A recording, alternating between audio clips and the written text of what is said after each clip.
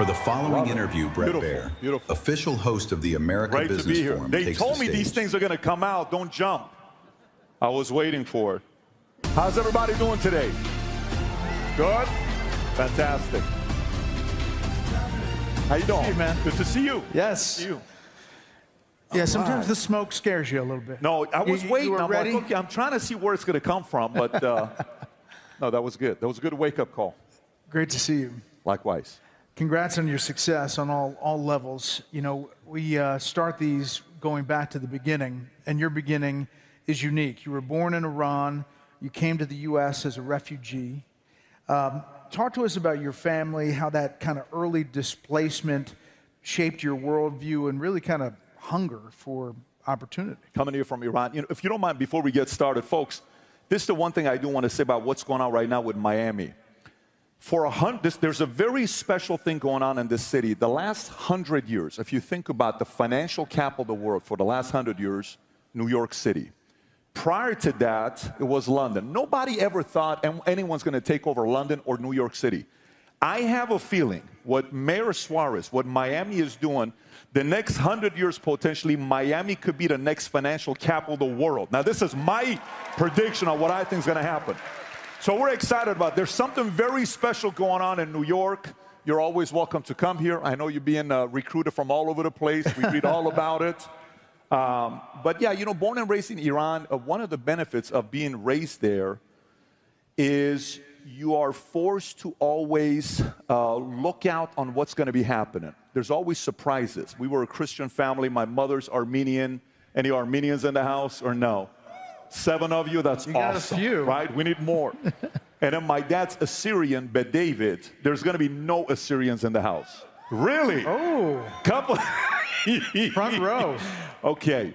So born and raised in Iran, and this is 1978, October 18th. 3 months later, revolution happens. On the way to my mother going to the hospital, my dad, it's curfew. So they hold up my dad. My dad has to show. My wife's water just broke. I'm trying to take her to the hospital. My son's going to be born. I'm born there. 3 months later, Shah's kicked out. We stay in Iran till July 15th of 1989. June 2nd or 3rd, Khomeini dies. When he dies, I'm in school called Gulbenkian. I don't know what's going on. This is no cell phone, no nothing, no text, no pagers. My parents panic. They eventually get me. We get out, and I get to the house. My mom and dad had a conversation, and they said, we got to leave. He's going to turn 12. When he does, he has to serve the military here. That was my mom's idea. And then we left. July 15th, got on the plane, went to Germany at a refugee camp, and then came to the States November 28, 1990. But the part about being in Iran and the conflict and the refugee camp, you learned how to deal with people from different walks of life. And that kind of applies into business, because when you go into the Army, 101st Airborne Division, I'm the only Middle Eastern guy there. Everybody else is looking at each other saying, where are you from? And, you know, folks from South Dakota have never seen somebody looking like this. This is not a normal face in South Dakota, you know, or Alabama. And they say, what are you? Why do you have a nose looking like that? I said, this is a legendary nose in the Middle East. They don't make them like this anymore, right? You can spend $20,000 to get a perfect nose. You're going to need to spend billions to get a nose like this. This is God-given. Anyways, so that was the part where people skills, learning everybody else's story. I was kind of complimenting Brett in the back. How many guys would agree with me on this? When there is a debate, if he's moderating, I trust he's going to be fair to everybody. Yes or no? Who makes some noise if you agree with that? The man's probably the best moderator we have every time we have elections, but I don't know if I answered your question. No, that's good. But that's good. I mean, it's about hunger and for opportunity. At 28, you ask yourself kind of who you wanted to be. And you decide you want to be a leader among leaders. And you talk about the life that you had when you were in your 20s and how you got to that crossroads where you had to kind of dig deep and figure out who you were. It's a very good question, because when I wrote the book, Your Next 5 Moves, the one question that I've asked people over the years that there's not an answer for, it's when you live your life and you grow up, who do you want to be? What kind of a life do you want to live? Most of us don't know the answer to that question. Like, what do you mean, who do I want to be? What kind of a life I want to live? Who do you want to be? Do you want to be the #1 guy? You're the founder where all the pressure's on you. You made the wrong decision. Why did you raise the capital? Why did you not raise the capital? Why did you hire that person? Why did you allow that person to be the board? Why do we expand to that estate? That's not the good move regulatory-wise. Everything is on you. Some may like it, some may not like it. You may say, I don't want to be that guy. I want to be support. I want to be one of the executives. I want to get equity and be behind the scenes and bring value to the company. And that's my way of creating wealth and becoming somebody and making my family proud. You may be somebody that says, I'm a guy that's good on camera like you. I want to sit there and talk to people. I feel comfortable in front of camera. I'm okay with that pressure. I'm okay with the amount of criticism you get when you're on camera and not a good question. Why did he ask this? That was not fair. You have to be okay with the level of pressure that comes with that. So for me, I was 28. It was a very weird phase of my life. I'm in a company. I'm doing very well for myself. And I go to a meeting at Miramar Hotel Santa Monica where Larry Arnn put it together. It was I want to say it was a heritage event. George Will was the speaker. So George Will goes up. I don't know who George Will is. I'm not a political guy. My parents, just so everybody knows, if you don't know, my mother's side, they're all communists. Except for the grandfather that made all the millions that they spent. He was a capitalist, which I don't know if you guys know what I'm talking about. Some tells me Miami knows what I'm talking about. My dad's side, they're all imperialists. So on one side, everybody says poor people are lazy. On the other side, everybody says rich people are greedy. And I'm in the middle. Who's right? What do I do? But long story short, when I realized for me in 2008, when George Will is speaking about politics and America and the problems we're facing in America and how lawyers are creating unnecessary laws and we're forgetting how great America is. People are afraid to get up there and talk about the fact that America is the greatest country in the world. We're kind of becoming a little bit apologetic. And he hit back. A message hit me at 28. I said, I feel like I needed this message. Then I got away and I said, okay, what do you want to do with your life? Do you want to be a billionaire? Do you want to be rich? Do you want to be famous? Do you want to be a great father? Do you want to be a pastor? I went to my pastor who married my wife and I said, do you think I'm supposed to be a pastor? He says, you're definitely not supposed to be a pastor. That's not for you. And then I said, well, then let me figure out and then I said, I want to be a leader amongst leaders, period. If I lead amongst leaders, that's a very tough job because that means you have to take your parenting job seriously. That means you have to take your job seriously as a husband. It's not easy. It's a lot of pressure. As a business owner, as a content creator, when you give your opinion, there's some issues that can come back with pushback. But once that became my foundation, everything else was fairly easy. So you're building your first company. Is there a moment where you wanted to blame circumstances and instead you said, ownership, I'm going to take this by the horns? You don't have a choice when you're starting a company. You know, when you're in a company, you can always say, well, that's my decision. That was a CEO's decision. Board made that decision. You know, it's not my fault. It's the market's fault. Once you're a founder and you start a business, you can't blame the market. You can't blame your executive team. You hired them. You can't blame your clients. You can't blame the economy. You can't blame regulation. You can't blame your lawyers. It all falls on you. So there comes a moment when you transition and start a company and you're a founder that all those layers you had of comfort, of leaning on somebody, is fully gone. You either take full responsibility and make it happen, or you don't. One night, I'm laying next to my wife. I come home. We're in the business for about a year and a half. I'm down to my last $13,000. I have nothing else left. I'd saved up $500,000 in my 20s. I started a business with $500,000. I'm down to my $13,000. I come home. My wife, who is like the sweetest person I met in my life, complete opposite of me. She's so nice. She doesn't like the camera. She's just a great mother. Every day works with me in the office. And she had a miscarriage. And it's the first time you go through a miscarriage. It's very difficult on the woman and the man, so we don't know how to handle it. Everyone says, well, 70% of the time you go through a miscarriage the first time. But the first time is the first time when you're going through it. And she's crying. She has no idea I got $13,000 left. I'm about to lose a contract. We're living in this community in Woodland Hills called The Summit. It's 1:30 in the morning. I go outside. I listen to my 80s music. I'm listening to Foreigner. I don't know why I was listening to I Want to Know What Love Is, but that's the song I was listening. I wanted some love from God upstairs. And I said, am I doing something wrong here? I'm working my tail off. Like, I feel like I'm doing the right thing. Why are you making it so difficult? Like, I was almost like it was pleading with your father. And then next week, we get a massive bonus from AIG. And then that allowed us to be able to pay everybody's salaries for the next 2 months. And then next, we grew. We went from having one office to a few hundred offices nationwide, 50,000 insurance agents nationwide. And then we sold it 3 years ago. Money came from Harvest and Silver Lake to a company called Integrated Marketing Group, and it was life-changing. But it was that moment where I'm like, can you really do this? Is this really for you? And then from there on, things changed. Amazing. You talk about being disciplined with health and money, mindset. Which of those was hardest to kind of master? What finally made it click for you? Mindset is so challenging because you have to control your imagination of what other people think about you and what you think about yourself. And there's going to be moments where you are alone. You can't come and talk to your wife and say, babe, I don't know if I'm doing the right thing or not. To build something special, you will hit a wall. You can't call your father, especially if the decision, my dad wanted me to be a cop. I'm a big guy. My dad said, look, Patrick, some people are meant to be cops or military. God made you big and scary to be a cop. You'd make a very good cop.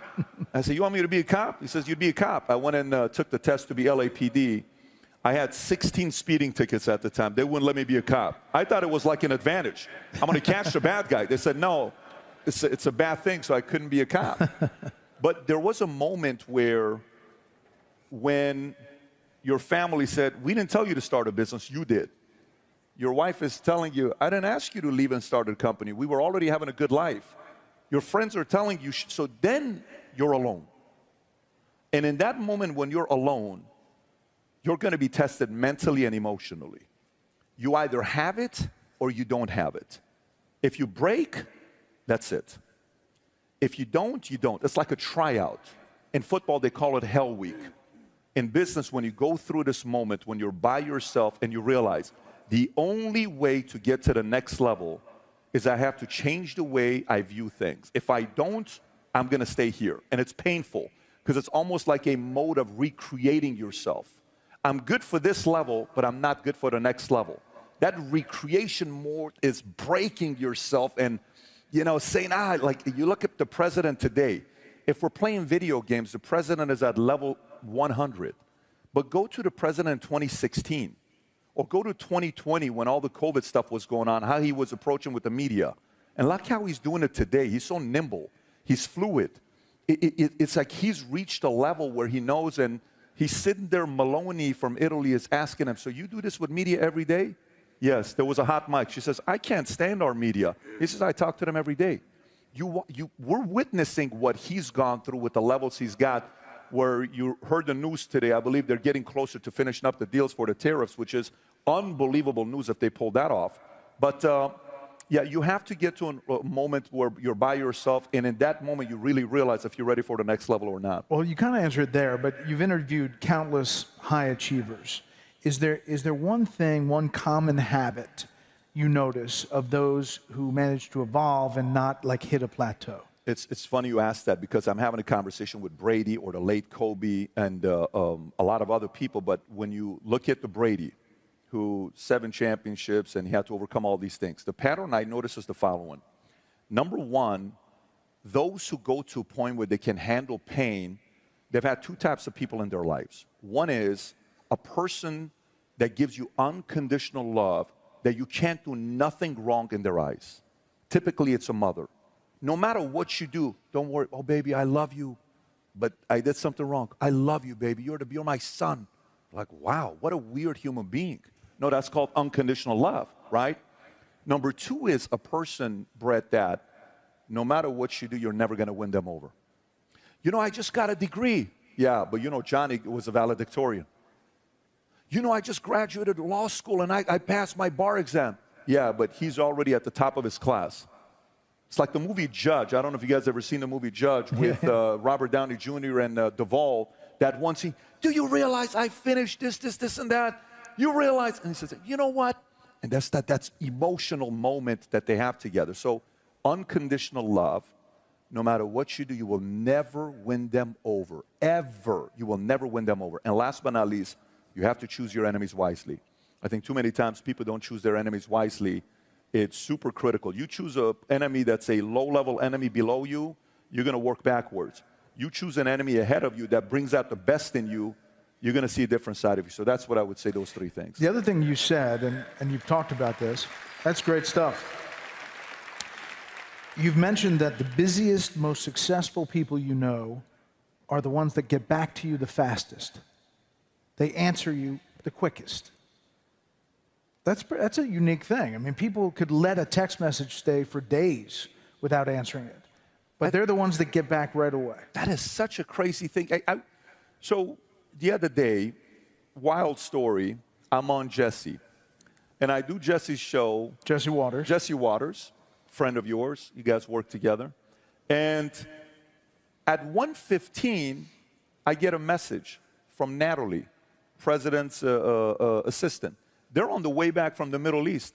She says, the president just wanted me to tell you that you did a great job tonight on Jesse. At 1:15, this man is 79 years old, negotiating deals on the other side, and he sends a text message at 1:15. Then I respond back and say, thank you, please give the president my very best. She sends that text message, sends it back with a message from the president that Barron was right about you with his famous signature on the bottom. He doesn't have to do that. But think about why he is in the position that he is. Because remember back in the days when we used to date, you know, you like a girl, you get her number, what's the rule? How long do you wait till you call her back? 3 days, right? The 3-day rule, right? Adam follows the 1 month rule, but some of us, we do the 3-day rule, right? The true players go 1 month. They're like suffocating her, why don't you call me back? But that game doesn't work in life and in business. The guys I've done the biggest deals with, they're like, boom, boom, boom, boom, boom, boom. And you know, nowadays you can't hide. Because if you text, what does that thing do? It starts dots. Yeah, like you're like, I know you saw it. Yeah. Why? And then 9 hours, like, don't tell me you were too busy, you're getting through it. There's a certain element of urgency. I heard Mr. Steve Witkoff talk about it when I was in the back, listening to the interview, and he said a certain level of being demanding and urgency. By the way, not everybody can work with people like that. It's not for everybody because the level of demanding is constant. And the standards and expectations are so high that most people are like, I don't know if I can work with a person like this. You're right, it's not for everybody. But to me, doers, they get back to you like this. I will say, if I leave a text for a long time, it's rare. If I'm in the show, a live show, I'll go to commercial break and I'll answer the text. Because I do think that that makes a difference in how you interact with people. But that's why you're in the top 0.001% of your space. That's why the greatest country in the world trusts you to moderate, because you're that. That's the point. It's hard to be that. It's not easy to be that. By the way, you know what the common, the average person would be forgiven if he doesn't get back to somebody till 10 o'clock at night, 11 o'clock at night. You're at an event, but not his standard. That's their standard. You can't allow other people's standard be your standards. I always want my standard to be above everybody else's standards where people are trying to catch up to it. It's not an easy thing to do. Mark Cuban and I, one time in the middle of the night, Mark is upset at me. This was 6-7 years ago. He emails me. At 2 o'clock, we're going back and forth. Email. We have this thing that we do. Mark will DM me on X or email, and we'll go for 6 hours just fighting each other. It's a great fight. It would be such a good podcast, but it's private, right? Because we've done some things 10 years ago. I'm sitting there saying, this guy's a $6 billion guy. He's a $6 billion guy. He owns the team. He owns all these businesses. So there's something special about people that get back to you quickly. So going back to your origin story, you went from escaping a revolution to kind of leading one, not with weapons, but with words. Let's take a look at this video.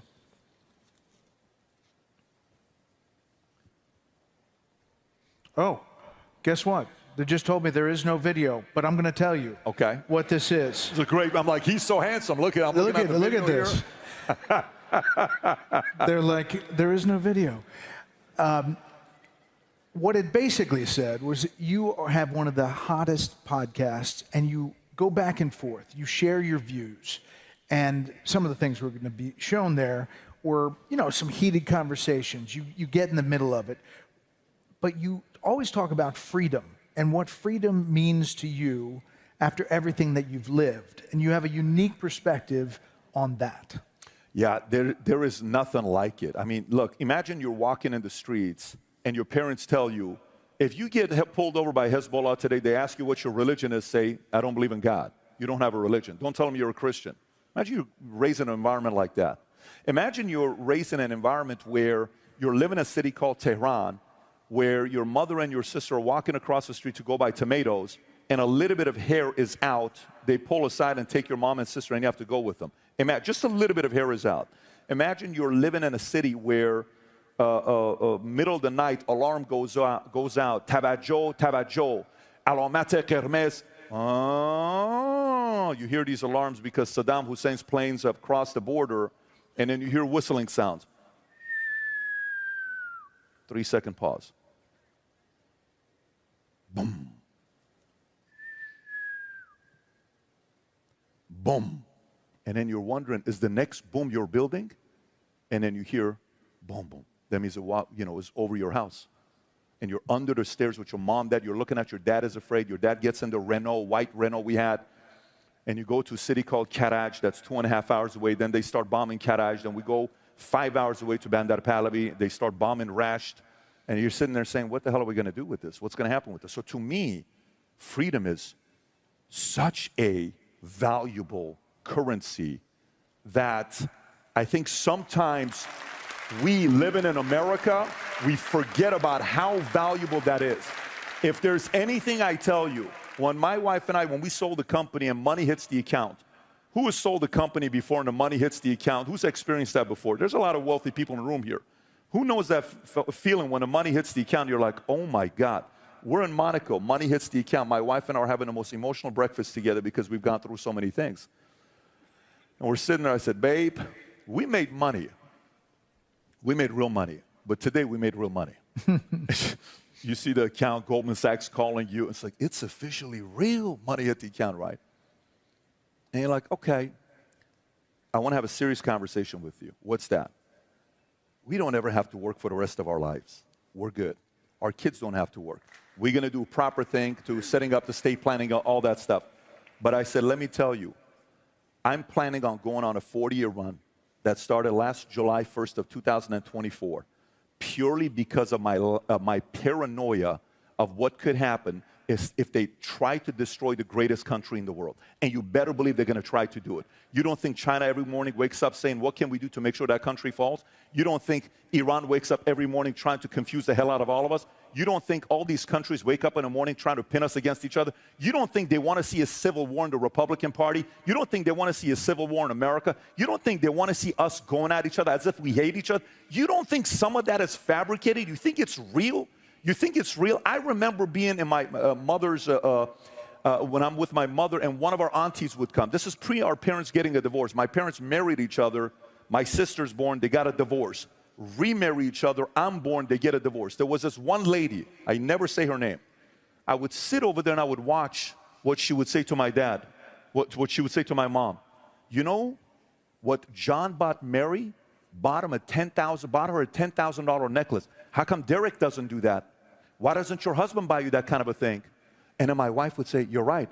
You're more beautiful than her. You're more beautiful than her. He should buy you everything. I wonder how much he loves you. And I'm sitting, this lady is saying this to my mother. And then my dad, after working a 14-hour shift, leaving 5 o'clock in the morning to Karaj, would come home. And I would see my mom is just getting riled up by like 5 o'clock, 6 o'clock, 7 o'clock, 8 o'clock. And then boom, he walks in. They get into the biggest fight. Pots flying, all this other stuff. I don't know if you've seen some legendary fights. They say the greatest debate is Hillary Clinton against Trump. The greatest debate I ever saw was in our house because there was things flying. It's always things breaking. It was so epic. It was like UFC, except it's a debate. And then I would go home at night. I'm like, that freaking auntie is causing a division in my family. You are my enemy. I don't like you. When my parents finally got a divorce, I told both sides of the family, the only people that matter to me is my mother, my father, and my sister. All of you guys are playing games. Here's the part. They're trying to divide us. They're trying to confuse. Why so many Cubans, phenomenal people from Cuba, come to Miami for freedom? Why do they come here? Why do so many great Venezuelans? I've never met a bad Venezuelan myself. I'm sure there's some of them. Why do they come here? Why do so many of these guys want to come to America? Because this is the greatest country in the world. Absolutely, hands down, the greatest country in the world. And it requires us to fight for it. You get to a certain point in your life where you have a lot to lose and you play scared. It's like, don't say that, because what if we get canceled? Don't say that. Don't say what? No, we're not playing that life. We're leaders, we're tough. We stand up, and I'm gonna be respectful about my argument. I'm not gonna disrespect you. This is what I think is going on. Like right now, Mamdani winning New York City, everybody's like, no one's gonna leave New York City. No one's gonna leave New York City. Forget about who's leaving New York City. The question is, who's moving to New York City? Who do you think? The guy wants to let people out of prisons. It's a great place for criminals. The guy wants to take care of illegal immigrants. Fantastic, go move to New York City. The guy wants to sit there and start opening up all this stuff for everybody else. What are you talking about? You think this is the right way to go? You think America, that in 249 years did what many of these countries that have been around for a couple thousand years couldn't do? You don't think that's special? This is the greatest story in the world. My goal is to see a lot of other people, when events like this are happening, Brett, is for people to come in and say, you know what? I'm a good person. I work hard. All I want to do is raise my kids based on solid values. I want my kids to have their dreams to become a reality. I want to spend time with my family. I want to be free. I want to enjoy my time. And I want to be able to go to church. I want to be able to talk about things that matter to me. I want to be able to be wealthy without people judging me for the life I'm living. I just kind of want to be left alone. But if you cross the line, you're going to see a different side of me. I think that's probably what most of us have in common here. Yeah. You're unapologetic about being pro-capitalism. In your view, what do most critics misunderstand about capitalism's moral dimension? You know, the fact that you talk about Mamdani, and you talk about, you know, some of the different views about socialism. You know, President Trump calls it communism, but democratic socialism. But capitalism and your defense of it from a moral perspective. Yes, because capitalism is honest. And here's what I mean by it's honest. If your idea sucks, you're going to go out of business. If you don't take care of your people, for instance, let's just say I don't offer health insurance and 401k and LTIP and equity, and I want to keep you. Right now, let's actually make an offer to Brett Baer. You work at Fox News. You make millions of dollars. You're a very wealthy man. The market right now is in a very bad place. Disney needs talent desperately. Disney's begging YouTube to allow ESPN to be back on there because the games they're playing. Disney created a website for people to go to lobby to allow YouTube to put their app back on. And they're saying, we don't want to do this. To the point where Pat McAfee is saying, don't get me involved. I know you're paying me. I don't want to do this. CBS right now brings Barry Weiss, right? And Barry wants to go get somebody like you. I don't blame them. Guess what's going to happen? Fox is sitting there. If I'm your agent, say I'm your agent. This is a great opportunity for me if I'm your agent. Guess what I'm doing? I'm going to say, Brett, this is fantastic. Let me make a phone call to Lachlan. I'm going to call Lachlan. I'm going to say, hey, Lachlan, Brett Baer is about to go to CBS. He's going to get a 3-year, 4-year, 5-year, $75 million contract. What do we want to do to lock into greatest moderator of our era? Do we want to lose him? No. Lock him in right now. He's not going to CBS. That's capitalism. What are you going to do? You think you're going to lose? Are you available?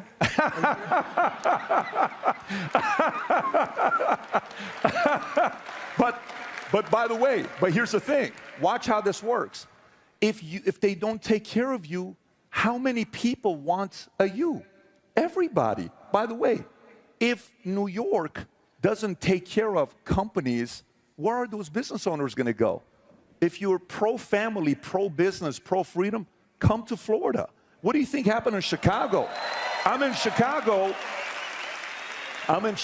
at a Goldman Sachs event. Goldman Sachs was putting one of these events together where you're going and learning about G1, G2, G3, Generation 1 wealth, Generation 3 wealth. And the entire discussion was over Ken Griffin. And by the way, these are major, everyone in the room's a billionaire. There's 60 families. Everybody is talking about Ken Griffin. What happened? Why do you think Ken Griffin left? Because the weather was bad? You think Ken Griffin left because Derrick Rose got injured? You think Ken Griffin left because Sammy Sosa is no longer there and playing? Why do you think Ken Griffin left?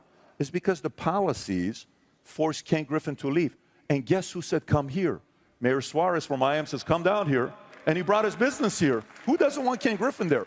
So the part about capitalism that is honest, if you don't take care of your people, somebody else will. If you don't take care of your small business owners, another state will. If you don't take care of your wealthy people and you judge them every single time. I went to church one time, and I have nice cars. I don't drive anymore, unfortunately, but I have nice cars, and I would go up in my nice car. And this one guy one time comes up to me and he says, so, you like having a Ferrari? I said, I love having a Ferrari. Yeah, but do you think you're going to get into heaven with a Ferrari? I said, no, I don't think I'm going to go to heaven with a Ferrari. So why do you buy a Ferrari? Because I love Ferraris. Yeah, but that's what rich people do. I said, let me ask you a question. I'll never forget this conversation with this guy. I said, did you just hear what the pastor asked of how much money he's trying to raise for a new project? Yeah. He asked for 35 million bucks. I said, you think you're going to raise 35 million bucks with your 3,000 members at $5 a pop? Let's do it. What's 3,000 times $5? $15,000. Let's say 50, $150,000. Go 500, $1.5 million. They're not going to give you 500. You don't think the pastor's going to raise $35 million by going to a person like you and saying, hey, Brett, we'd like for you to commit the next 3 years to $1 million deal.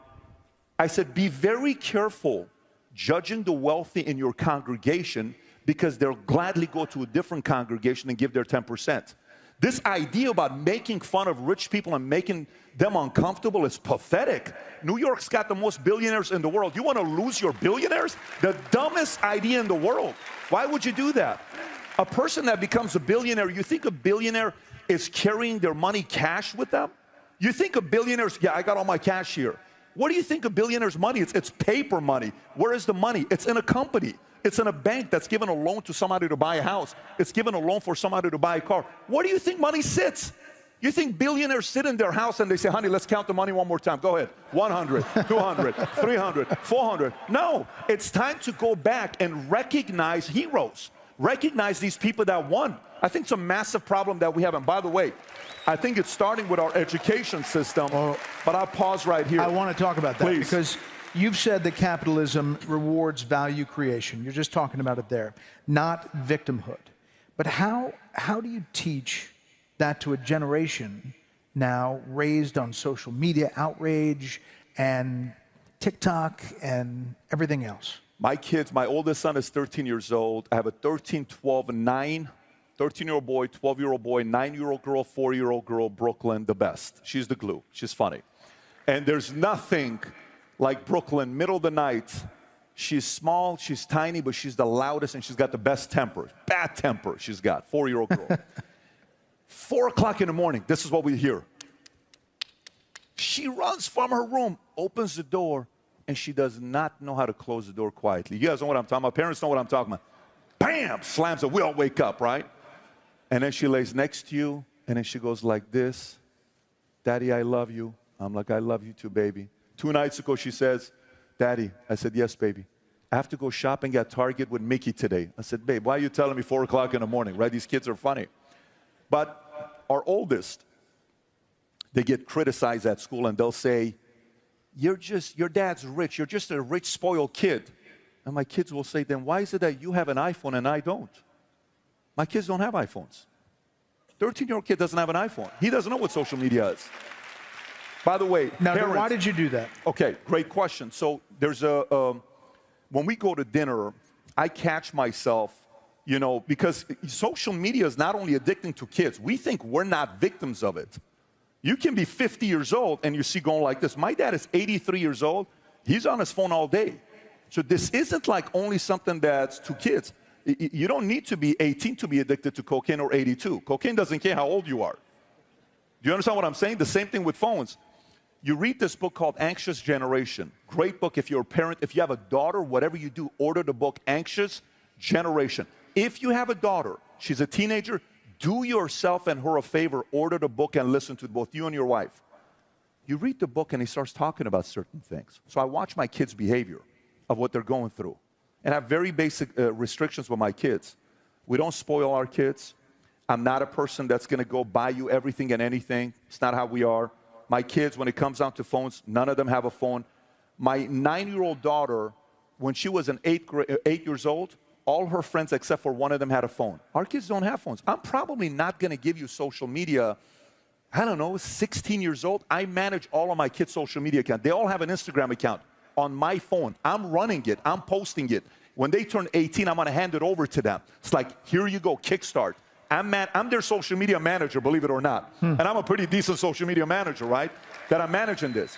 You know why that's important? When people DM, I see the DMs. Did you understand what happened right there? I see the DMs. We sit with our kids and we'll role play Brett. I'll talk to them and I'll say, let me ask you a question. What happens if one day a kid in school, this girl you really like, she's the hottest girl in school. She wants to date with you, but she wants you to do drugs with her. Do you do it? No. Why wouldn't you do it? You want me to do it? No, I'm asking her why you wouldn't do it. Oh, I thought you want, no, I don't want you. I'm just asking, why wouldn't you do it? Why would I do it? I don't want to destroy my life. Now, what if you see your brother who's dating the hottest girl in school and they do drugs and you catch them? What do you do? Oh, I don't want to snitch. What do you think you do? Got to have a conversation. These are role play case studies. The same way, who has an MBA here? Who went to school and got an MBA? If you got an MBA, how many case studies did you go through until you graduated? 200, 500, 1,000? You know it, right? With kids, whenever we're out, we're always doing case studies. If your sister is dating a guy who puts his hands on her, what do you do? And you see they get hot. I said, what do you do? How do you handle it? If you see your teacher in school making fun of, what do you do? If you see somebody in school being bullied, what do you do? If you see your brother, they're making fun of them, what do you do? Do you join the crowd? Like, we have a couple rules. If my kids publicly make fun of one of my kids in front of their peers, they're not going to like me too much. You can make fun of each other when we're together, it's homey. Do it all day long. But if in public, you give those buttons that you know how to press on your brother, you do that publicly, oh, you're going to have a big problem with me. One time they did this, I brought them to the house. I said, let me tell you guys what we're going to be doing right now. So what's that? I said, right now I got a camera here, I got a camera here. You guys got 15 minutes to compliment each other. If it's a BS compliment, you lose video games for 3 months. I want you to think about the sincerest compliment and give it to him. He gives you one, you give him one. He gives you one, you give him one. I put him in the closet, and I go take a shower. Also, I had some time with my wife, which is a strategy. I don't know if you guys know what I'm talking about. When you got kids, you got kind of like, babe, this is a good opportunity. Let's go. So we handle our business. We handle our business. We got 4 kids, guys. I would keep my wife pregnant for 20 years if I could, but she's done. So I come back, and all of a sudden, 30 minutes later, they're still complimenting each other. I didn't stop them. It was the best exercise. I think we have to kind of take charge today, and we can't be distracted with the stuff that we're dealing with because everyone's trying to attack your kids and confuse them, and we got to get ahead of them. We only have them for 18 years. After 18 years, you do not have control. It's too late. Between 0 and 18, we got to be very involved. If you could, that's good stuff. If you could redesign high school to prepare students for the real economy, what would you add? What would you remove? How would you do it? High schools. Well, okay, education. So let's look at the problem. All right, so for us in our family, one of the most important pillars of our family is debate. Every night we debate. At dinner we debate. Everything is about debate. Our company, Valuetainment, if you come to our headquarters in Fort Lauderdale, 11 acres on the airport, you'll see the word debate everywhere. We debate things that don't even matter. We're always debating, right? But do we have that in schools today, K through 12? I say no. Why not? Let me explain to you. Do you know K through 12 English teachers, for every dollar they give to a political party, 98 cents is given to the Democratic Party, only 2 cents to the Republican Party. Where is the debate? Do you know when you go to only professors that are fairer is math. Math is 87% to the Democratic Party, 13 cents to the Republican Party. Where is the debate? There is no debate. Schools don't have debate. And these teachers have tenure. The first thing I would do is remove tenure. Let teachers get fired. Some of these bad teachers need to get fired. Why are we keeping them? Why are we so worried about firing bad teachers? If you're a bad teacher, go work at the DMV. Go make IDs. Go do something else. I've met some teachers that are horrible. There should be government employees working at the DMV with you can wait 2 hours. Excuse me, sir? What did you say? Get back to the line. These teachers need to go work at the DMV. It's a great career. You get good benefits from the government. You get a 457 plan. But it's not for everybody. That's one. Teachers should get fired. Bad teachers fired, the bottom 20%. That's not going to sit well. Watch the unions come after me. You're a horrible person. It's his fault. He asked me the question. Sorry. I'm just telling you what I'm thinking about, right? Fair and balanced. I want debate. I want recognizing and lifting up the right heroes. When you and I were kids, our parents built somebody up as a hero. And you would look up at them, right? You're like, man, one day I want to grow up and be like this person because somebody built them in heroes. Public schools, who are teachers turning into heroes? Who?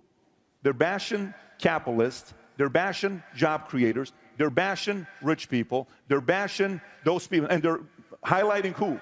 Everybody else? I think there is no debate. I would remove the bad teachers. I would talk more about who to marry, how to marry, because nowadays people have no clue who to marry, how to marry. Before I got married, my wife and I, on our second date, I went to Borders and I bought her a book. The book was called 101 Questions to Ask Before You Get Engaged. I gave it to her. I had done the exercise with that book with 3 other girls. I said, look, I have all my answers. I want you to go through it. She did.